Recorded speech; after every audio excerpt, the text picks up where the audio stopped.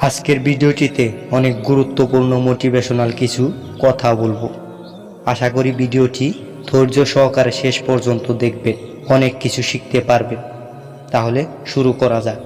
জীবনে চলার পথে অনেকে কষ্ট দিবে, অনেকেই বেইমানি করবে, অনেকে বিশ্বাসঘাতকতা করবে, অনেকেই বন্ধুত্বের সুযোগ নিয়ে তোমাকে ব্যবহার করবে, অনেকে ভালোবাসার নামে অভিনয় করবে।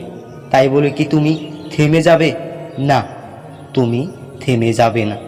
তুমি থেমে গেলেই মানে হেরে গেলে। এই সব কিছুকে ইগনোর করে তোমাকে এগিয়ে যেতে হবে। হ্যাঁ, এই সব কিছুকে ইগনোর করে তোমাকে এগিয়ে যেতে হবে।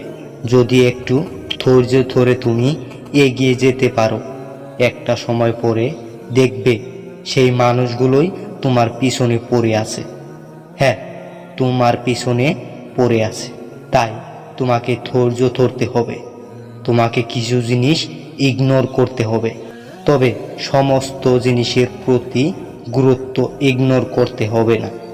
প্রিয় ভাই আমার, ছোট্ট ফোনটি আমার, তোমাকে বলি, জীবনের কোনো একটা মুহূর্ত তোমার মনে হতে পারে যে আমার কি দোষ। তোমার দোষ হলো তুমি তোমার সরলতা অন্যর কাছে প্রকাশ করো, তোমার দুর্বলতা অন্যর কাছে প্রকাশ করো, আর তোমার দোষ অন্যকে খুব সহজে বিশ্বাস করো। তুমি অতি সহজেই অন্যকে বিশ্বাস করো। জীবনে কোনো এক পর্যায়ে তোমার মনে হবে যে আমার কি অপরাধ। তোমার অপরাধ এটা যে তুমি অন্যকে মন থেকে ভালোবাসো, যারা নাকি ভালোবাসার মর্যাদায় বোঝে না, যারা তোমার ভালোবাসার যোগ্যতা রাখে না। আর তোমার হয়তোবা মনে হতে পারে তোমার দুর্বলতা কি।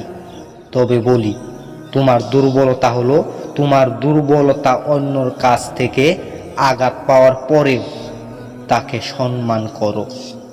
হ্যাঁ, এটাই তুমি।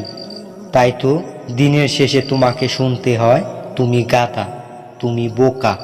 হ্যাঁ, তোমাকে একটা কথা বলি, প্রিয় ভাই আমার, এই দুনিয়ার কাছে, এই পৃথিবীর কাছে এতটা সহজ না যে জীবন এমন কোনো গেম নয় সেখানে পার্টিসিপেট করলে সফল হয়ে যাবে।